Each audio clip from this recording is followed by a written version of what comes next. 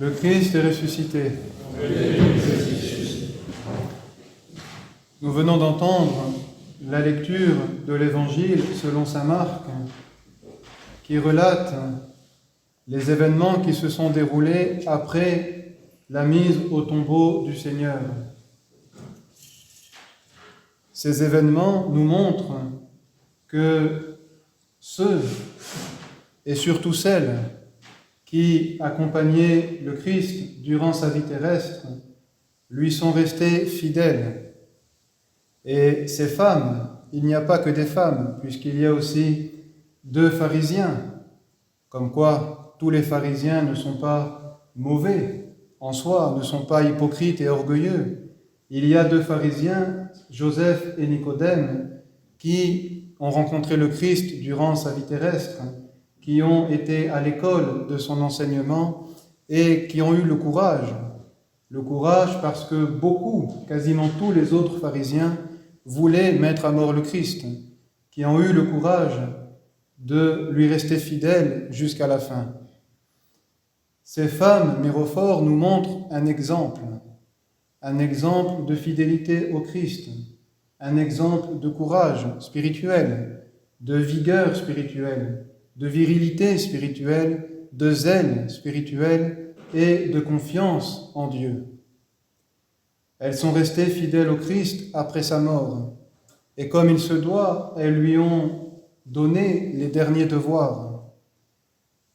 Il y a ici, pour nous, chrétiens orthodoxes, beaucoup d'enseignements, évidemment, parce que nous sommes tous appelés à devenir, et nous pouvons, et nous devons en quelque sorte tous et toutes devenir des myrophores. Les myrophores sont les porteurs de myrrhe, parce qu'elles sont allées embaumer le corps du Christ. Elles ont pris soin du corps du Christ, et par cet amour, à l'occasion de cet amour manifesté au Christ, à cette occasion de cette fidélité, de cette foi envers le Christ, elles ont été témoins de la résurrection. Qui est la première à avoir été témoin de la résurrection? Cela n'est pas clair. Certains pères disent, comme saint Grégoire Palamas, que ça ne pouvait être que la Mère de Dieu qui a été témoin la première de sa résurrection. Mais ce qui est essentiel, c'est que la foi qu'elles ont eue, le zèle spirituel, la vigueur spirituelle, l'amour qu'elles ont eu, leur a permis, les a rendues dignes d'être témoins les premières de la résurrection du Seigneur. Nous aussi, donc, nous devons être comme elles. Nous devons imiter leur exemple. Nous devons les louer. Nous devons méditer sur leur comportement pour pouvoir justement les imiter. Parce que nous sommes porteurs du Christ en tant que fidèles de l'Église, puisque nous sommes baptisés, puisque nous recevons les divins mystères dans l'Église, en particulier le corps et le sang du Christ, nous devenons le Christ. Nous sommes Christophores, porteurs du Christ, et nous devons donc, en tant que chrétiens orthodoxes, prendre soin du Christ. Et nous pouvons prendre soin du Christ, et nous prenons soin du Christ lorsque, justement, nous nous préparons convenablement d'abord à le recevoir dans notre cœur, dans notre corps, lorsque nous nous préparons à la communion. C'est pourquoi l'Église nous impose certaines règles qui sont adaptables, évidemment, avec notre confesseur pour chacun. Mais ces règles constituent des choses essentielles. D'abord, évidemment, se préparer spirituellement. Et on voit ici que ce n'est pas le jeûne qui est premier. C'est d'abord la préparation spirituelle. Comment je passe mes journées? Comment je passe ma semaine, du lundi au dimanche suivant? Est-ce que je me prépare? Est-ce que je pense que dans 3 jours, que après-demain, que demain, je vais recevoir le corps du Christ? Est-ce que, pour le coup, je fais attention à mes relations? Je fais attention à comment je me comporte avec les autres? Est-ce que je suis attentif à mes pensées, justement en vue de recevoir le corps et le sang du Christ? Et puis, il y a évidemment la vie ascétique. Et l'Église nous impose un certain jeûne avant de recevoir la communion. Cette vie ascétique est nécessaire parce qu'un chrétien est membre de l'Église. Un chrétien est membre du corps du Christ. Et un chrétien n'est pas chrétien uniquement lorsqu'il est baptisé, lorsqu'il communie de temps en temps au corps et au sang du Christ. Il est chrétien lorsque, avec cela, il mène une vie chrétienne. L'orthodoxie n'a qu'un sens. Elle est un ethos. Elle est un mode de vie. Nous ne sommes pas uniquement orthodoxes quelques heures par jour ou quelques heures le dimanche lorsque nous assistons à l'office. Nous ne sommes pas uniquement orthodoxes dans certains actes de notre vie. Se tenir dans l'église, allumer un cierge, vénérer les icônes, communier, se confesser. Nous sommes orthodoxes à chaque instant, parce que nous sommes disciples du Christ à chaque instant. Et le Christ est présent dans notre cœur à chaque instant. Et il attend de nous une visite, comme il le dit ailleurs dans l'Évangile.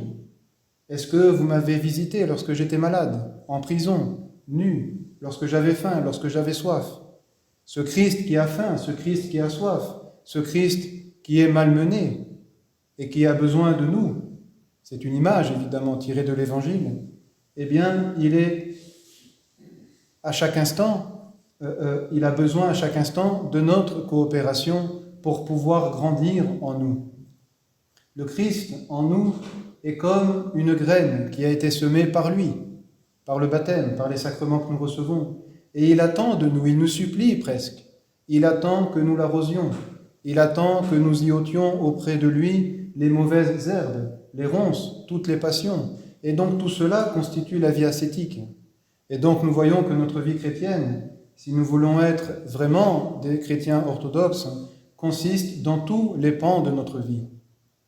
Et il attend aussi de nous, comme aujourd'hui, une visite auprès de son tombeau pour nous faire témoins de sa résurrection. Alors imitons ces femmes mirophores, imitons Joseph et Nicodème. Joseph et Nicodème, tout de même, ce n'était pas si évident que cela pour eux de suivre le Christ. Ils étaient pharisiens. Alors on a l'habitude de considérer les pharisiens comme tous des méchants personnages, comme tous des personnages qui se sont opposés au Christ. Mais les pharisiens sont de très bonnes personnes. Les pharisiens dans l'Évangile, on voit d'abord qu'ils croient en la résurrection du Christ. Il y avait d'autres groupes, un autre mouvement juif de cette époque, les Sadducéens, qui eux niaient la résurrection du Christ. Pour nous chrétiens, l'essentiel, c'est quand même la résurrection du Christ et notre propre résurrection dans le Christ. Les pharisiens confessaient la résurrection. Le Christ avait des amis pharisiens, Joseph, Nicodème, peut-être d'autres même. Les pharisiens connaissaient la loi. Les pharisiens donnaient toute leur vie pour essayer de se rapprocher de Dieu. Lorsque l'Évangile, lorsque le Christ condamne les pharisiens, c'est leurs défauts, leurs péchés, leur déviance. C'est-à-dire que par leur vie ascétique, par leur connaissance de la loi, par leur vie spirituelle, ce à quoi nous tous, nous sommes invités d'ailleurs, eh bien, malheureusement, ils ne renonçaient pas à eux-mêmes. Malheureusement, ils ne cherchaient pas l'humilité pour certains, et ainsi ils devenaient égoïstes, orgueilleux et hypocrites. C'est cela que le Christ a condamné. Mais le Christ n'a pas condamné le fait qu'ils jeûnaient, puisqu'il nous demande à nous de jeûner, et nous jeûnons. Le Christ n'a pas condamné chez les pharisiens le fait de prier, le fait d'aller au temple pour prier. Il nous demande à nous de prier sans cesse, et de nous rendre dans les églises pour lui rendre notre culte, et pour être témoins de sa gloire. Il ne les a pas condamnés parce qu'ils étudiaient la loi, les Écritures. Nous devons nous aussi, et le Christ nous y invite, à connaître les Écritures, à étudier la loi de Dieu et à connaître les commandements du Christ. Là où il les a condamnés, c'est dans leur dureté, dans leur sclérose, qui d'ailleurs les a empêchés, et c'est cela le problème chez les pharisiens et chez tous ceux qui n'ont pas accepté le Christ, c'est que leur sclérose et leur dureté les a empêchés d'être suffisamment ouverts à la grâce de Dieu pour accueillir le Christ. Et Joseph et Nicodème sont des exemples de ceux qui ont accueilli le Christ, ont su être touchés par la grâce de Dieu et ont su accueillir le Christ.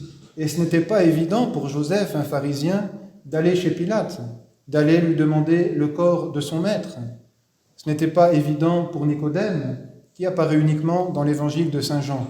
Dans les évangiles synoptiques, chez Saint Matthieu, chez Saint Marc que nous venons d'entendre, et chez Saint Luc, on ne voit pas Nicodème apparaître lors de la résurrection. Il n'y a que chez Saint Jean qu'il apparaît et qu'il aide Saint Joseph à descendre le corps du Christ de la croix et à l'ensevelir dans le tombeau de Joseph.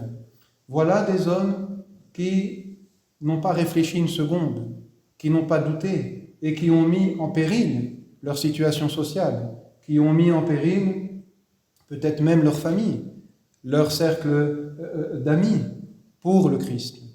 Alors c'est aussi pour nous une invitation.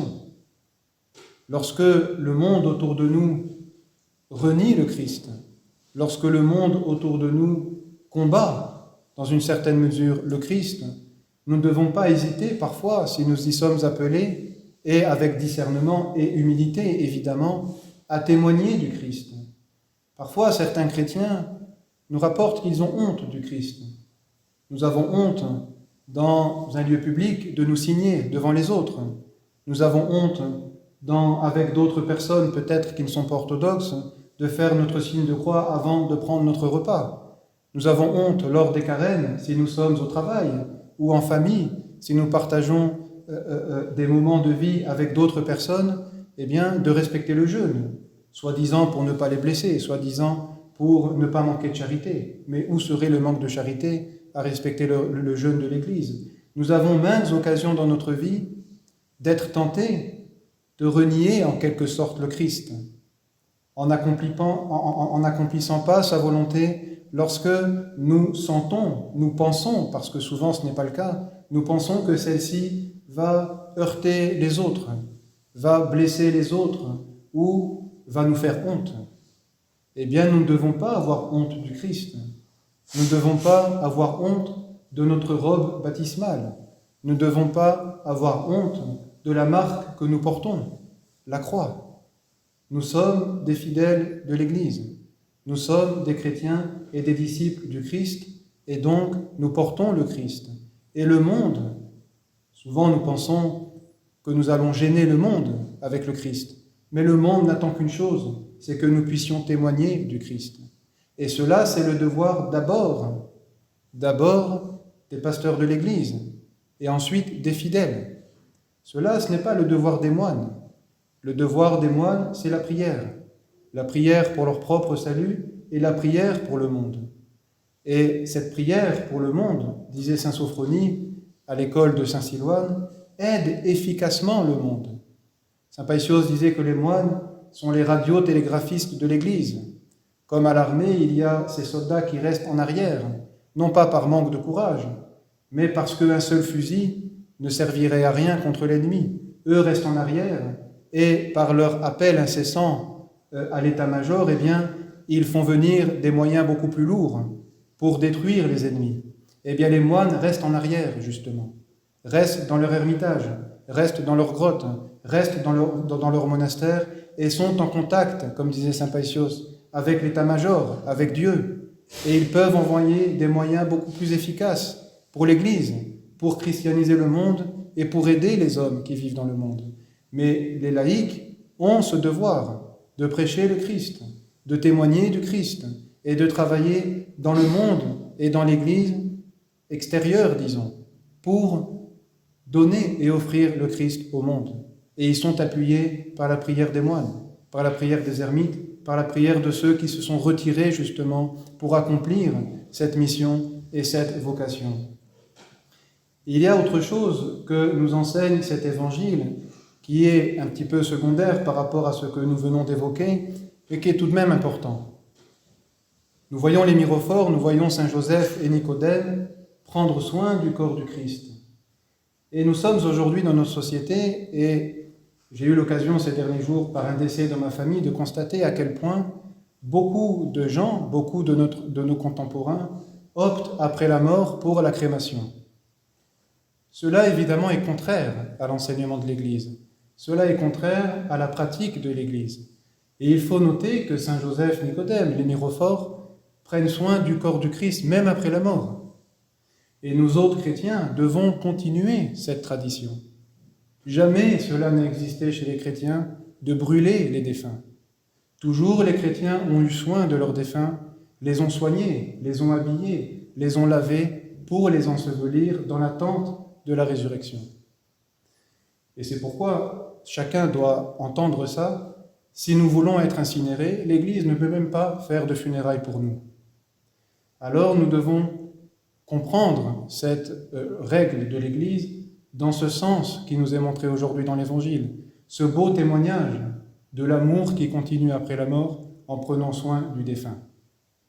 Voilà donc le dernier enseignement qui est secondaire mais qui est important, parce que cela nous concerne tous. Nous allons tous un jour mourir. Alors pour les moines, c'est plus facile, parce que dans les monastères, les moines s'occupent des défunts, évidemment. Mais si nous vivons dans le monde, il ne faut pas hésiter, surtout dans notre société, à bien stipuler que nous voulons être ensevelis, que nous voulons être inhumés et non pas incinérés, parce que de plus en plus d'organisations, de plus en plus de groupes dans nos sociétés militent contre l'inhumation chrétienne et militent pour la crémation. Et des chrétiens, des orthodoxes même, qui n'ont jamais dit qu'ils ne voulaient pas être incinérés, mais qui n'ont jamais dit non plus qu'ils voulaient être incinérés, eh bien, par le biais des choses, leur famille ou même les pompes funèbres, eh bien, imposent l'incinération. Donc soyez prudents sur ce point et stipulez bien à vos proches, et même dans un testament si possible, que vous voulez l'inhumation orthodoxe pour justement avoir la prière de l'Église. Il y a des canons dans l'Église, évidemment récents, puisque dans l'Église ancienne, aucun chrétien n'avait l'idée d'incinérer les corps, mais il y a des canons, et des synodes d'Église disent qu'un orthodoxe qui a été incinéré par sa propre volonté ne peut même pas avoir de funérailles, donc il est enterré sans funérailles. Mais on ne peut même pas faire de paniquide avant le 40e jour. Cela pour nous montrer que ce n'est pas du tout la pratique de l'Église, la conscience de l'Église. Parce que le corps, et c'est cela qui est important, le corps est porteur de la grâce de Dieu. Sinon, pourquoi nous vénérons les reliques? Et d'ailleurs, dans l'Église, dans notre Église orthodoxe, le corps d'un défunt est appelé relique. Dans les rubriques des funérailles, lorsque nous devons encenser le corps, nous disons encenser à ce moment-là la relique. Le corps d'un chrétien qui s'endort dans la mort devient une relique, et elle est porteuse de la grâce de Dieu, parce que ce chrétien a été baptisé, parce que ce chrétien a reçu l'onction d'huile sainte, parce que le chrétien a communié d'innombrables fois. Alors il est porteur du Christ, il est porteur de Dieu lui-même. Et donc nous devons, par amour et par vénération pour Dieu qui se trouve dans cette relique, prendre soin des corps de nos défunts. Voilà donc ce que nous enseigne cet évangile. Soyons donc fidèles, soyons donc zélés, comme ces femmes mirophores, comme Saint Joseph et Saint Nicodème, et rendons grâce à notre Dieu, ressuscité d'entre les morts, qui est béni et glorifié avec son Père éternel, et son Esprit très saint, bon et vivifiant, maintenant et toujours et dans les siècles des siècles. Amen.